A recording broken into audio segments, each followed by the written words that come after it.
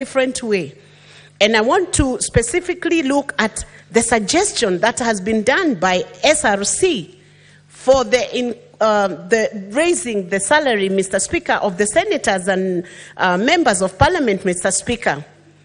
That proposal, while it may have been good because everybody needs a raise at any point when they are working, a worker needs to be motivated, the timing is so wrong and it is not needed, Mr. Speaker. Least of all by the honorable members. I haven't met one single member still, Mr. Speaker, and I'm only repeating this because it has been said, but we are repeating it to affirm the fact, Mr. Speaker, that none of these officers seated here today, none of these legislators had asked for that increment. And we would call upon the SRC to be a little bit more serious with their tasks. They have a heavy, their tray is full with claims by intern doctors, Mr. Speaker, with claims from JSS, Mr. Speaker, the teachers in JSS, Mr. Speaker. Have those issues been handled yet? Are there opportunities where young people could be accommodated within the public sector, where that available funding can then be disbursed towards supporting them, Mr. Speaker? We need to think outside the box and say, let's do things differently, Mr. Speaker, because if we do not do it differently, Mr. Speaker, once again, the change would change us, Mr. Speaker. I want to commend the Genz and also note that their level of debate, Mr. Speaker, in spite of the fact that there were quite a number of insults that are coming across the X space, I have also equally noted, Mr. Speaker, that these are very young, intelligent Kenyans, Mr. Speaker. Their level of debate is very different from the levels of debates that we are having, Mr. Speaker. And for a moment, I asked myself, could this be the reason that maybe they don't watch the mainstream media? Because their level of analysis of issues was different and was very defined. They have facts and figures.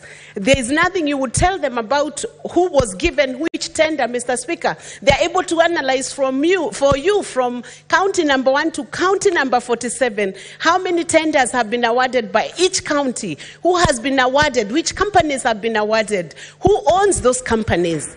All that information, Mr. Speaker, is with the Genz.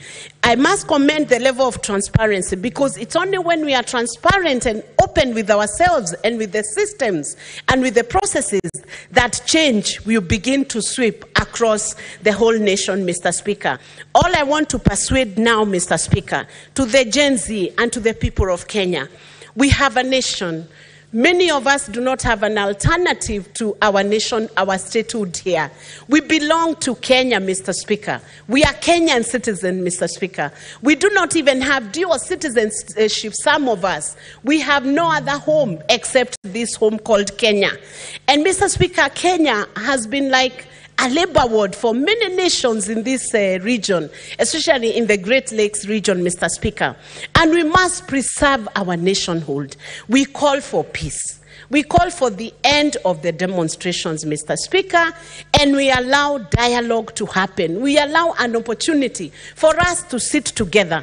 And I want to say to the Genz, who are our children actually, I'm a mother to 3 Genzs, Mr. Speaker, that if they ever had a friend, they have a friend in Senate. We are open to receive every petition. We are open to listen to them. We are open to see the issues that they don't agree, Mr. Speaker, with us, Mr. Speaker. And we are ready to implement what we can legislatively do to ensure that their confidence in us, Mr. Speaker, is restored. And I have also noted, Mr. Speaker, that they had very big issues also with the church. For some, they supported the church. For some, they had very big issues with the church and religious institutions, Mr. Speaker.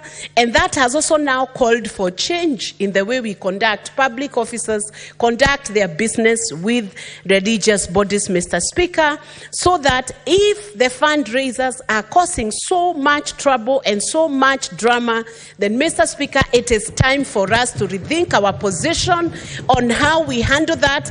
And I speak that both as a believer and a very strong church member, that it is important we preach this gospel and preach it in such a way that, Mr. Speaker, it is acceptable not only to our age group, but it's also acceptable to our young children, acceptable to our young adults, acceptable to the students, and acceptable to the whole population, Mr. Speaker.